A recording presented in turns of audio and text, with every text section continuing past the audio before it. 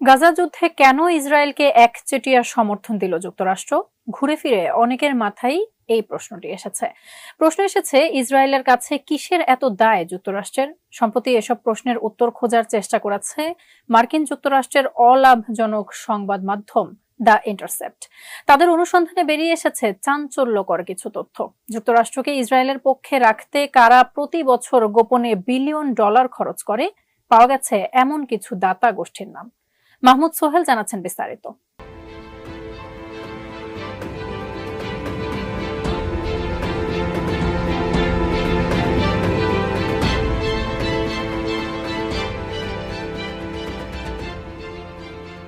জো বাইডেনের ডেমোক্রেটিক বা ট্রাম্পের রিপাবলিকান দুদলই কেন ইসরায়েলের তোষামোদি করে? গাজায় নির্বিচারে হাসপাতালে হামলা হলেও কেন তারা চুপ থাকে? গাজা যুদ্ধ শুরুর পর থেকে যুক্তরাষ্ট্রের এমন নিষ্ঠুর আচরণ বিশ্ববিবেক নাড়া দিয়েছে।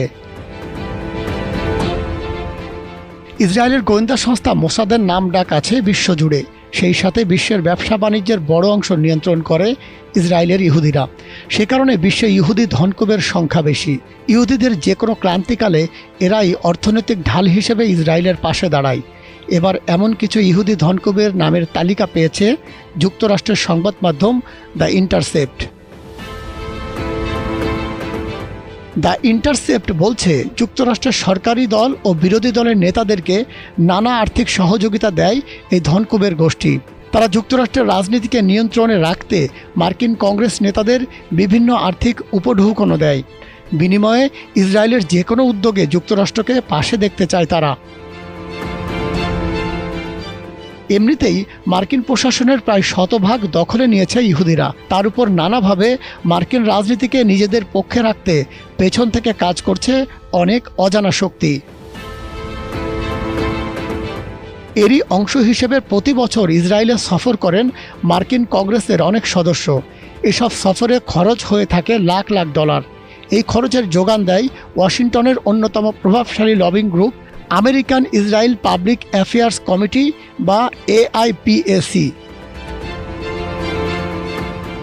ইহুদিদের পক্ষে অর্থায়ন করে কারা? এ বিষয়ে গেল 18 নভেম্বর একটি অনুসন্ধানী প্রতিবেদন প্রকাশ করেছে মার্কিন অলাভজনক সংবাদ মাধ্যম দ্য ইন্টারসেপ্ট। প্রতিবেদনে প্রাতিষ্ঠানিক দাতাদের পাশাপাশি বিভিন্ন ব্যক্তিবর্গ বা পারিবারিক দাতাদের নামও উল্লেখ রয়েছে।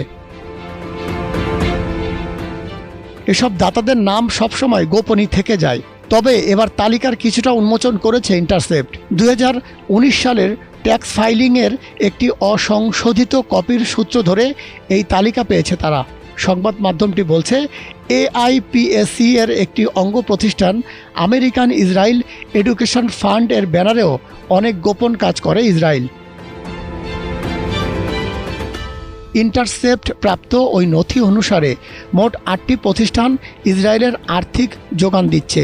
সেগুলো হলো কোরেট ফাউন্ডেশন, সোয়ার্টালস foundation, Swiss communal fund, 18 foundation, Charles and Lynn Schusterman family foundation, Paul E Singer foundation, Milton Cooper trust এবং স্টেট অব হেডি অর্ডেন। পাবলিক রেকর্ড ডাটাবেস লেজিস্ট্রমের তথ্য অনুসারে এই দাতারা 2019 সালে ইসরায়েলে সফর করা মার্কিন কংগ্রেসদের পেছনে মোট $21,20,000 খরচ করেছে। ইন্টারসেপ্ট বলছে, সম্প্রতি ফিলিস্তিনের অবরুদ্ধ গাজা উপত্যকায় ইসরায়েলের নির্বিচারে হামলার পরও বাইডেন প্রশাসন এবং মার্কিন কংগ্রেসের বেশিরভাগ সদস্যের সমর্থন বিষয়টিকে আরও পরিষ্কার করে দিয়েছে। লেজিস্ট্রমের তথ্য অনুসারে এসব দাতা গোষ্ঠী 2019 সালে 64 জন ডেমোক্রেট ও 65 জন রিপাবলিকান নেতার ইসরায়েল সফরে অর্থায়ন করেছে। এসব সফরে একজন ব্যক্তির পেছনে $10,000 করে ব্যয় হয়। কংগ্রেস সদস্যরা তাদের সিনিয়র কর্মী, জীবনসঙ্গী ও সন্তানদের সঙ্গে নিতে পারেন। যুক্তরাষ্ট্রের দুর্নীতি দমন আইন অনুসারে লবিং প্রতিষ্ঠানের পক্ষ থেকে রাজনীতিবিদদের বিদেশ সফরে নিয়ে যাওয়া বেআইনি, কিন্তু নানা কৌশলে আইনের ফাঁকফোকর কাজে লাগিয়ে এই ব্যয়কে বৈধ রেখেছে প্রশাসনে ঘাপটি মেরে থাকা ইহুদিরা। মাহমুদ সোহেল, ATN।